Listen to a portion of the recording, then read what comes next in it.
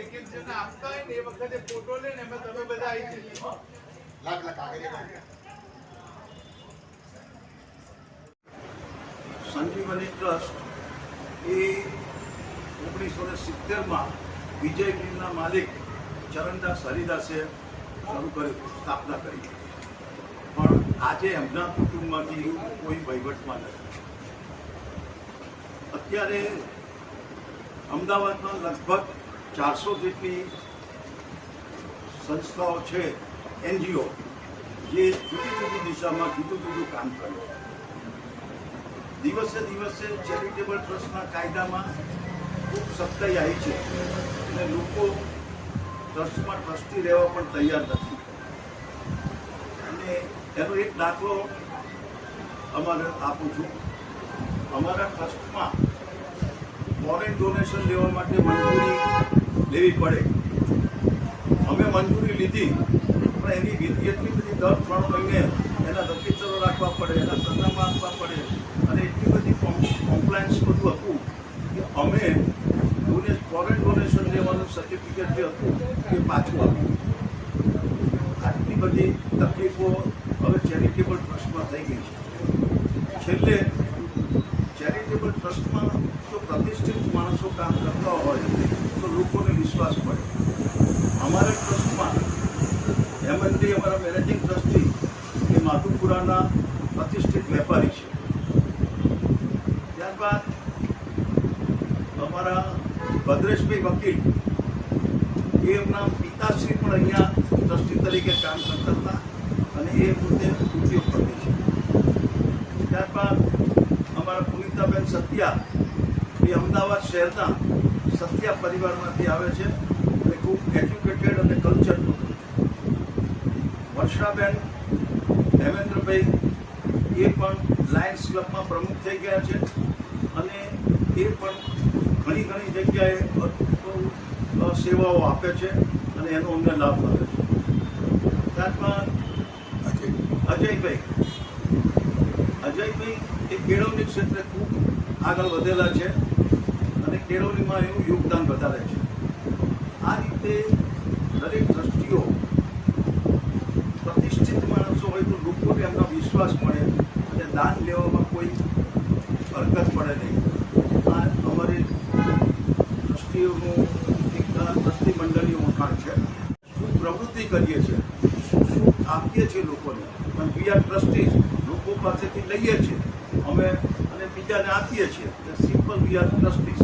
એ અમારા managing trustee હેમંતભાઈ એ એની પ્રવૃત્તિ વિશે કહેશે. જય હિન્દ, જય ગુજરાત. Thank you sir.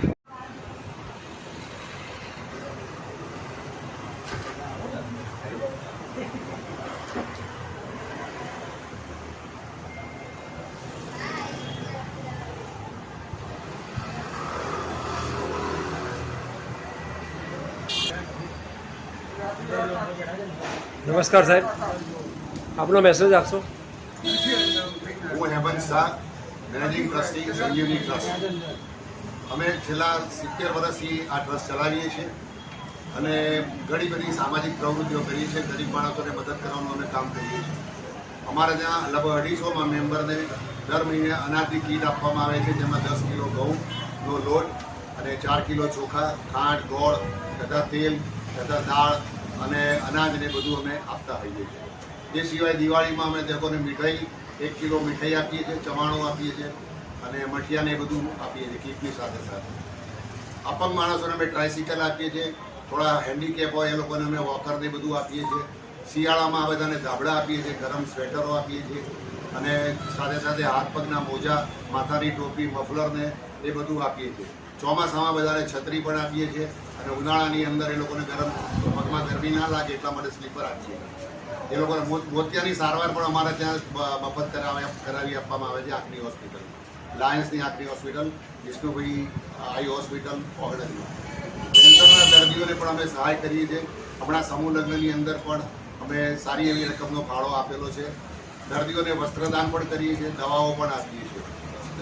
જે નાની ઉંમરમાં વિધવા થયેલી સ્ત્રીઓને અમે સીવણકામ શીખવાડી અને સીવવાના સંચા આપીએ છીએ અને 50% રૂપિયા લઈને બાકીના રૂપિયાને માફ કરી દઈએ છીએ. એ જ રીતે દરેક અપંગ માણસે ટ્રાયસિકલનું દાન પણ અમે કરીએ છીએ. Thank you very much. Thank you sir.